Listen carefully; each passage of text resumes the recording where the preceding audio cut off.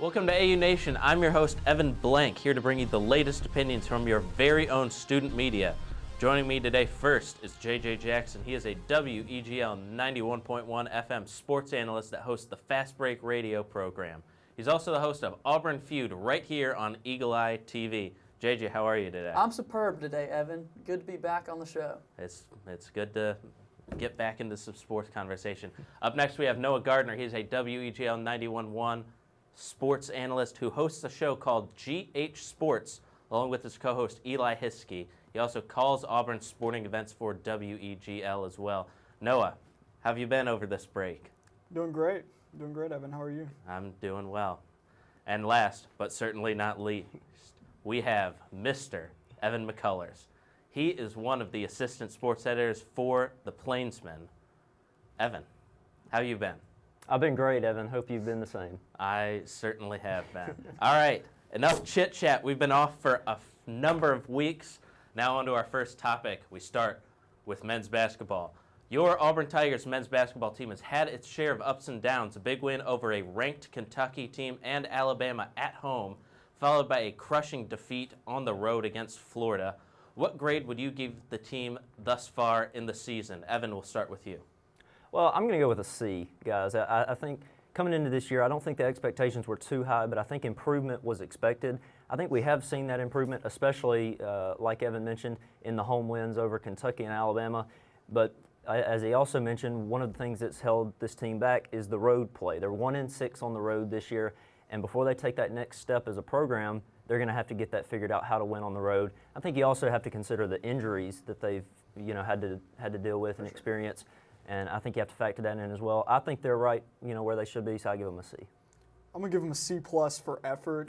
But to go off what you said for the road games, it's been atrocious. They're a completely different basketball team when they travel to other venues, and it's really is in the offense. Mm-hmm. They have no half-court offensive set. They don't know what they're doing when it gets into that type of situation when the first play breaks down, and then it's just Candy has to jack up a three. That's not good enough for this team, later on in the season. I think you made a great point there. I'm going to have to go with the C as well on Auburn's season thus far. They just the wins haven't translated on the road, like you said, Evan. And a good point you made there about Auburn's offense. So many times they're very predictable, where the ball's going to be brought up to the top of the key and have Kareem Canty dribble it down until 10 or 8 seconds on the shot clock, and then have him make magic happen. And he's not always going to be able to hit his wrist, throughout the game. So I got to give them a C on the season.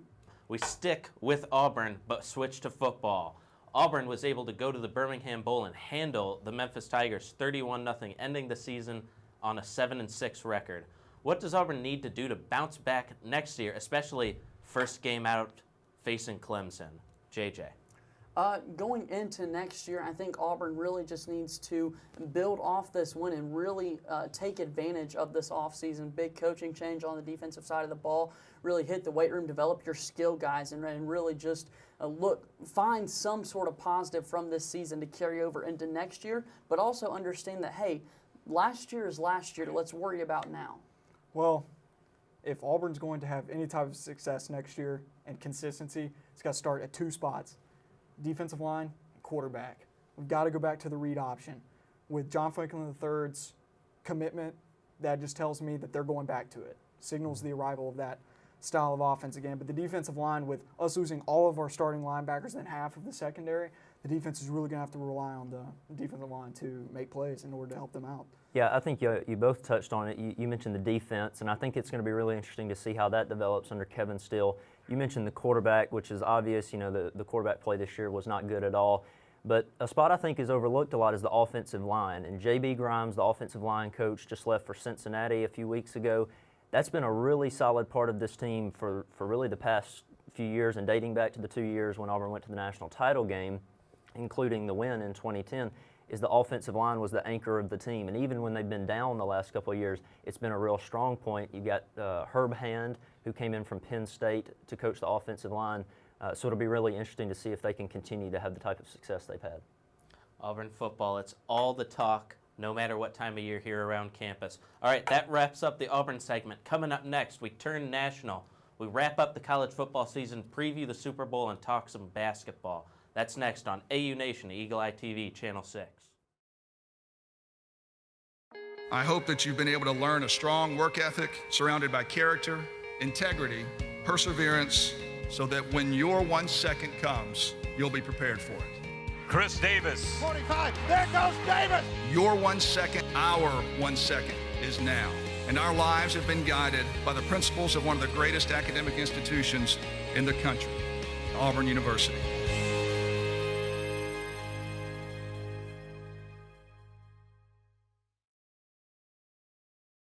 Welcome back to AU Nation here on Eagle Eye TV Channel 6. We are right in the middle of some hardcore sports talk today. It's an exciting time in the world of sports. We'll start, though, by wrapping up college football. The Alabama Crimson Tide are your 2015 college football national champions, defeating Clemson 45-40 in a wild game in Dallas. What does this game mean for both Alabama and Clemson? Well, for Alabama, it means another one. Another one added to the trophy case. And that's going to be a buffer to their recruiting because I believed that the dynasty could have began to topple if they hadn't won this year. That's a bit of a hiatus that they had going there when what they originally had was every year or every other year. And now that they got theirs, I believe recruiting is going to take a big jump again. And then Clemson, they've got it to look forward to next year with everybody coming back. Just hands down, they're going to be back next year.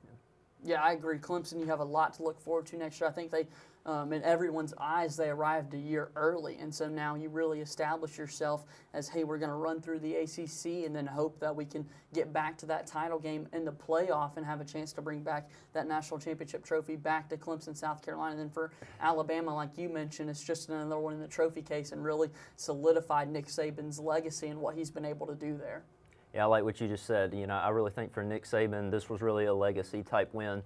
You know, they've won 4 in 7 years now, but I think it really proves that he's been able to win regardless of the circumstances. You know, he won all the titles in the BCS system, but he, in the minds of many Alabama fans, failed even though, you know, they made the playoff the first year by not winning a championship.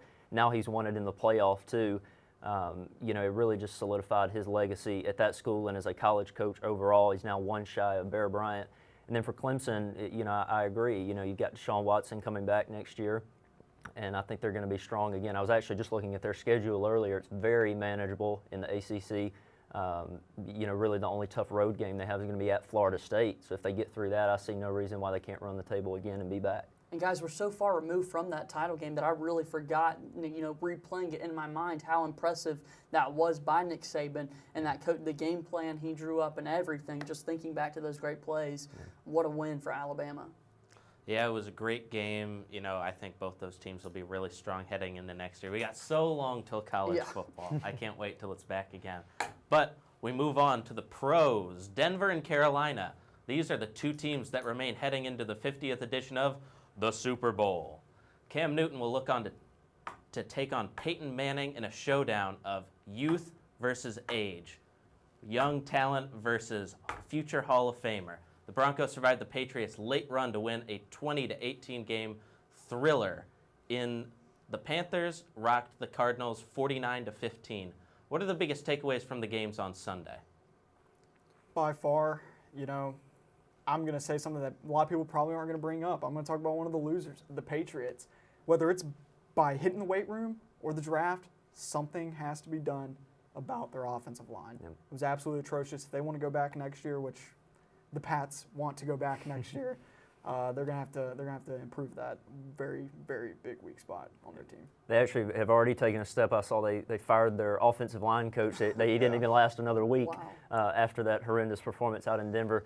But I think, you know, my takeaway from championship weekend was the contrast in the type of win for each team. Denver, you saw them, like you said, I mean, it was an ugly game, you know, really down in the trenches. You know, it was where it was decided with the Denver defensive line outplaying the Patriots offensive line. And then you had the Panthers that just trounced the Cardinals, you know, from start to finish. So I think it'll be really interesting to see, especially if the Super Bowl stays close late into the game, if maybe that late game win that Denver had may give them a little bit of an advantage over Carolina, who's really just been running all over their opponents. My biggest takeaways is that I'm just so excited for this Super Bowl. You know, Denver's defense was so impressive. Watching, you can talk about how poorly the Patriots' offensive line was, but you have to give Denver a lot of credit. Von Miller, DeMarcus Ware coming around the edge, and then you have Malik Jackson and Derek Wolfe down in front. Just so impressive by then. And then for the Carolina Panthers, a hometown team of mine, just so excited to have this opportunity. I think you really saw that a lot of people are giving them a lot of hate for the celebrations and that sort of thing, taking a team photo on the sideline in that game, and it's just so exciting. They're really thanking their fans for sticking with them when the rest of the world didn't. And so in honor of the Carolina Panthers, look at my dad, we're headed to Super Bowl 50. I had to, I'm sorry, I have to laugh, but in honor of the Carolina Panthers, Evan Blank, being from that great state, I had to. He's speechless. I don't want you dancing on it. This is horrific. That was, that hurt my eyes. Let's see if I can read this off the teleprompter after that. We move on to picks. We switch mercifully over to basketball, so he's not doing that business anymore. Saturday, NBA game. San Antonio Spurs and the Cleveland Cavaliers start our picks off. JJ. I'm taking Cleveland, a home game for them, Saturday night primetime on ABC. I really think that this is going to be a big win for Tyronn Lue. It just seems like a game that the Cavs are going to win. Seems like a LeBron James game to me, that he's really going to be like, okay, I want to show the world that I am still LeBron James. Look for the Cavs to win on Saturday. I got to go with the Spurs. I'm going to disagree with you. With them being in a bit of a transition period at this moment, I think this is a very tough game for them. I mean, the Spurs only have 7 losses, you guys. They are the team behind the Warriors, and we saw what the Warriors did to them. So expect the same kind of result. Yeah, I agree with you, and I think it's a couple of things. I think one, rest will play a big factor. The Spurs' last game before Saturday is on Wednesday. The Cavs will be coming off a back-to-back because they play Friday night. They'll have to turn around and play again on Saturday. I think that's going to be a big factor. And you've also seen Kawhi Leonard, who I know got smoked by Steph a couple of times the other night, but still, he's been, over history, he's been able to lock down LeBron fairly well. I think he's going to have a big game on the defensive end of the floor and maybe limit a little bit of LeBron's production that you talked about and give the Spurs a big win. And LeBron's an easier matchup for him. Steph Curry's a smaller guy who has quicker handles and can really take advantage of him off the dribble, where physically he can match up with LeBron. Right. Coming up next, we got a little game show for you. It's Fill in the Blank. You don't want to miss that. It's AU Nation, Eagle Eye TV, Channel 6.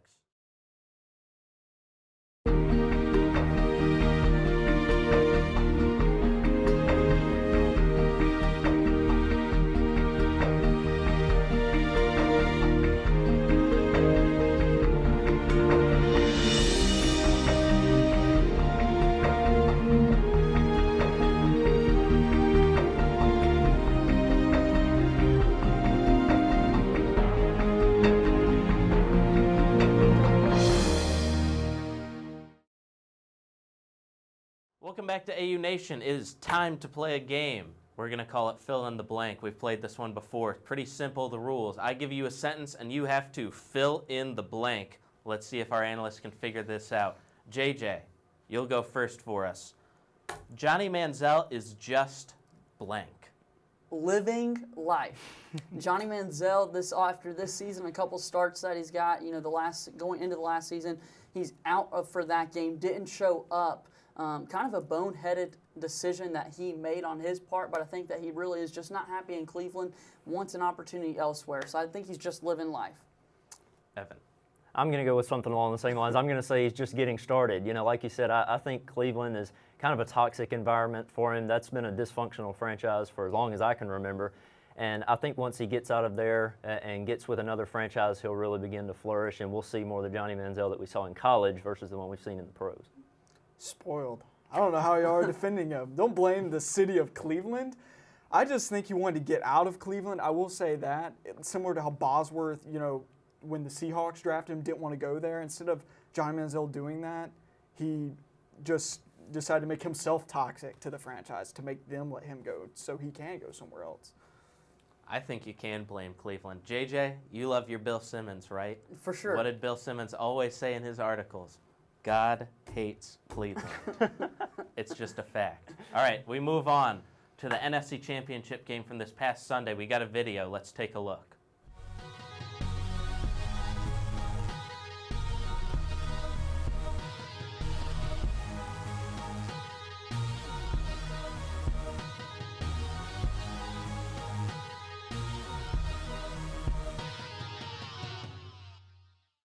This Carolina Panthers fan reminds me of the time that blank. JJ. Reminds me of the time that I was on TV during a Carolina Panthers game a couple of weeks ago, Week 17 against the Tampa Bay Buccaneers. Keep pounding. The time that I fell out of a swing. It was a porch swing. I was young. I fell out and I hurt myself pretty bad. I could have been a genius, but I think I lost a couple IQ points that day. I'm not going to narrow it down to one time. I'm going to just say it reminds me of the time of every sporting event I've ever been to, because it seems like each time you go to a game of any kind, there's always that fan that's had a little too much to drink, that's a little bit wild and tipsy, and sure. eventually something like this is going to happen. So, you know, it just happened to be caught on the TV camera this time. Little shameless thing from JJ there. I was on TV. All right, whatever, man. I love my Panthers. Yeah, I'm sure you do. It reminds me of the time that Jimmy Buffett fell off that stage at a concert. I thought that was fun back a couple of years ago. All right, question number 3, fill in the blank. We got another video. Let's take a look. We said he's running great.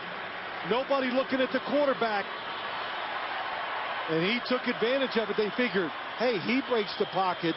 Surely he's going to throw it. Look at the disbelief. Oh, it's great. Vance Walker. Malik Jackson. After seeing a run like this in the AFC title game, Peyton Manning has blank many games left. JJ. Fill in the blank, less than 10 games left in his career. I think Peyton Manning is going to want to try to come back next season. It's just not going to work out for him. Going to get injured at some point, and I think that that's going to be the end of his career. I hate to be so morbid, but at best, I think 2 quarters. That Carolina Panthers defense is going to eat him alive. I really fear for his safety, so let's pray he makes it through the game, but retirement needs to come. I'm going to be a little more optimistic. I'm going to give him one more full game, 4 quarters of football left, but I think he rides into the sunset after the Super Bowl, and I think it's a good ending regardless of whether he wins or loses, a great end to this career. Yeah, I agree with that. Probably just the one game left. You know, getting old, but he's still playing well. All right, and question number 4. We got yet another video. We'll take a look at this one. Jazz steps, puts up the shot, gets it to go. A 17-point lead. Remember, this is a Bulls team. They played last night in Boston. And how about this? The Cavs fans booing the Cavaliers. The Cavalier fans booing their team at home was blank. JJ. Unexpected. For me, I just didn't expect for that to happen in Tyronn Lue's first game, not playing that well. You're happy that David Blatt is no longer the head coach. The team was playing a tough Chicago team and had just, booing the Cavs. I wasn't expecting that to happen. Undeserved. They're the number 1 team in the East. This isn't the Sixers booing off Santa Claus off the court. This is the number 1 team in the East. They're going to be in the finals. Cut them some slack. I'm actually going to contradict you again. I'm going to go with justified because, after the shellacking that they got at the hands of the Warriors, like you said, and then they come back and again on their home floor don't put up a very good effort against the Bulls. Yeah, I know they're the number 1 team. I get that, but still, you expect more from that number 1 team than what they've been showing on the court lately. They want to play well in the primetime games. Absolutely. All right. That was fill in the blank. It's a fun game. I enjoy playing it every time. Coming up next, it's the burning question. Super Bowl, Pro Bowl. We'll talk about that next. AU Nation, Eagle Eye TV, Channel 6. Take a picture of us on your phone? JJ, pull We this do camera out. I want to show the people in the blooper reel. Just go back. I want to show these people that I don't dress up from the waist down. It's jeans and an untucked shirt, tennis shoes. That's how you do it. That's TV, kids. I don't even need it, but I don't know if it works. I got it. See, look at those kids. They have to dress up. Like, why? Look at those bare feet. Like, be professional, like once. And Jelani and Evan. All right, we're ready. We're taking a picture real quick. It's like 2 seconds. Welcome back to AU Nation on Eagle Eye TV Channel 6. It's time for the burning question, our big question of the week that we're wondering about. We are all excited for the Super Bowl in 2 weeks here, but let's not forget about the Pro Bowl this Sunday. I mean, who wouldn't want to watch this absolute abomination of a football game? But let's be honest, the Pro Bowl has been criticized as being boring in the past. What should the NFL do to make it better, or should they just scrap it altogether? Analysts. This thing needs to go to the landfill, scrapped, thrown in the garbage. It's an abomination, like you said. The first time, well, if somebody gets hurt in this game, that's wrong, you know? I mean, nobody's going to want to play to the point where that got them into the Pro Bowl, because these are the best guys in the league. If they play to that point, somebody's going to get hurt. And so I just bring back the skills competition. Let's get rid of the game. It's not a good idea. I'll defend it. I think that the NFL has tried a lot of different ways to keep fans interested in this game, and this year they're going back with the draft where you have Jerry Rice and Michael Irvin picking the guys that were selected for the Pro Bowl. And when you just think about the actual NFL players, they're excited that I played well enough this year that I was voted as a Pro Bowler, and that's something that they want to have happen. And it's a good accomplishment for them. So taking that away, I just can't see it without the Pro Bowl happening. I've heard, move it to the middle of the season like they do in baseball or basketball. That just doesn't make sense to me. I like where it's at right now. Let's just keep it. And if you don't watch it, don't watch it. But it's a good week, and I know the guys enjoy going out to Hawaii and spending that time with their families. What if we didn't take away the title, though, and the game just went away, and then we just said, oh, he was in the Pro Bowl? He was a Pro Bowler. Yes. Yeah, I like that idea. And like you said, the NFL's tried a lot of different things, and to me, that's a sign that they do need to scrap it, like you said, because they've tried the draft. They've tried, I don't know if they still do this. A few years ago, they were letting players tweet from the sideline. Like I said, I don't know if that's still a thing, but they tried that, and none of it's worked. People still don't care about it. And Evan, I think you're being a little generous calling it a football game. I've played tougher games in the backyard than what they play out there. It's just quarterbacks pitching and catching with the wide receivers. I mean, it's two-hand touch out there. It's not even a football game. And like you said, if you do try to make it a little more hardcore, then somebody's going to end up getting hurt. So I think it's lose-lose. If you keep it like it is, nobody's going to watch. If you make it tougher, somebody's going to get hurt. I think you just got to get rid of it. And I like your suggestion. You still consider the player a Pro Bowler, and because that's a good way to measure how good a player was over a career, I think, or that's one of the good factors. So I say keep that, but scrap the game, like you said. That's a fair point, but also you think about money, and the game is going to generate money for the NFL, and that's something that they love to do. And so I think that keeping the Pro Bowl, I think eventually they're just going to keep the Pro Bowl like it is. I can't see a scenario where it just doesn't happen. Yeah. Thank you, gentlemen, for your opinions today. We love to have you back anytime. That's it for AU Nation today. You can visit eagleeyetv.com for more AU Nation, and make sure to tune in next week, same time, same place. Till next week, Auburn, I am Evan Blank. We'll see you.